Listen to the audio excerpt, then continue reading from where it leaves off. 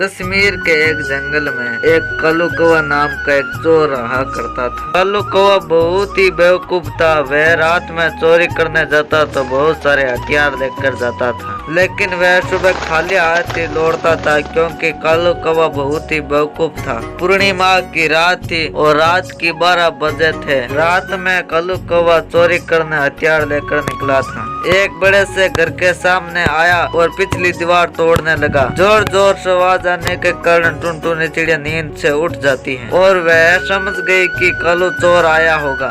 मुझे लगता है कालू बेवकूफ चोरी करने आया है। इससे पहले कि वो दीवार तोड़े मुझे उसको रोकना होगा। टुनटुनी चिड़िया घर के पीछे आई तो वह देखती है कि कालू कौवा दीवार तोड़ रहा था। अरे कालू क्या कर रहा है रे? चोरी करनी है, दीवार तोड़कर घर के अंदर घुसना है। क्या है रे बेवकूफ? पूर्णिमा के रात को कोई चोरी करने निकलता है क्या? चुप रह, मैं कुछ अलग टाइप का चोर हूँ। मैं कुछ भी कर सकता हूँ। बाकी चोर डरपोक होते हैं, उन चोरों से मेरी तुलना मत करो। मुझे मेरा काम करने दे। कालू की बात सुनकर टुनटुनी चिड़िया सोचने लगी। चलो ये जाल में फंस चुका है, मैं अपनी जाल चल लेती हूँ और फिर घोंसले में जाकर आराम से सो जाऊंगी। फिर टुनटुनी चिड़िया कालू से कहती है, अगर तू कुछ भी कर सकता है ना, तो ये बाकी चोरों की तरह नहीं है ना, तो ये साबित करके दिखा। उसके लिए क्या करना होगा मुझे? बाकी चोर तो धन और दौलत की चोरी करता है, तू चांद की चोरी करके दिखा। कालू कौवा ने चांद की तरफ देखा और फिर टुनटुनी से कहा, ओके, कल सुबह ये चांद मेरे हाथ में होगा।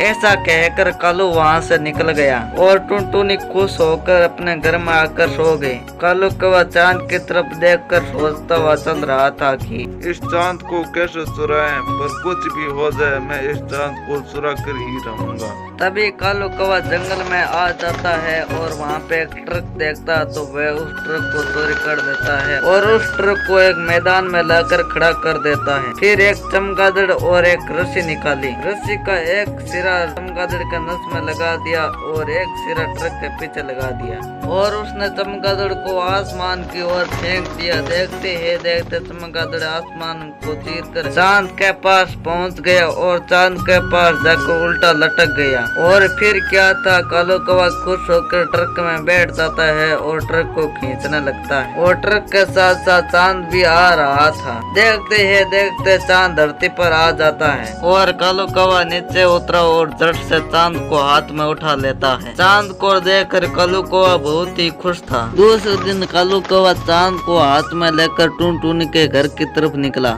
कालू कौवे के हाथ में चांद देखकर टुनटुनी कहती है, अंगूर के हाथ में अंगूर सुना था, पर लंगूर के हाथ में चांद, ये तो आज ही सुना है। यह चांद इसका नहीं मेरा होना चाहिए। अरे वाह कालू, तेरी सूझबूझ की दाद देती हूँ। चोरी चकारी छोड़ो और बड़ा सा एक म्यूजियम खोल लो, ताकि तुम्हारे दूर दूर से पक्षी देखने आएंगे, तो तुम्हारी दुगनी कमाई होगी। और फिर क्या था, कालू कौवा ने एक म्यूजियम खोला और चांद की पेटी में चांद रख दिया। चांद को देखने के लिए दूर दूर से पक्षी आने लगे और कालू कौवे की बहुत ही अच्छी कमाई होने लग जाती है। इस तरह से पूर्णिमा की रात खत्म हो जाती है और अमावस्या की रात चालू हो जाती है और धीरे धीरे चांद गायब होने लगा। अरे बाप रे, मैंने कितनी मेहनत से चांद चुराया था और ये चांद तो गायब हो गया। कालू कौवा जोर जोर से रोने लगा और तभी टुनटुनी चिड़िया वहाँ पर आती है। बहुत बुरा हुआ कालू, बहुत बुरा हुआ। अब तुम बर्बाद हो गए, अब तुम क्या करोगे?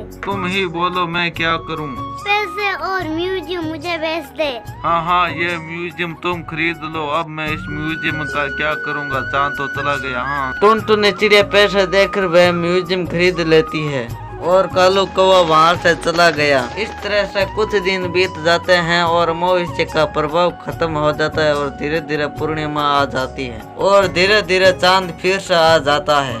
इस तरह से टुनटुनी चिड़िया बहुत ही अच्छी कमाई करने लग जाती है और कालू कौवा उसी तरह से घरों के पीछे जाकर दीवार तोड़ने लगा और टुनटुनी चिड़िया उस म्यूजियम में खुशी खुशी रहने लगती है।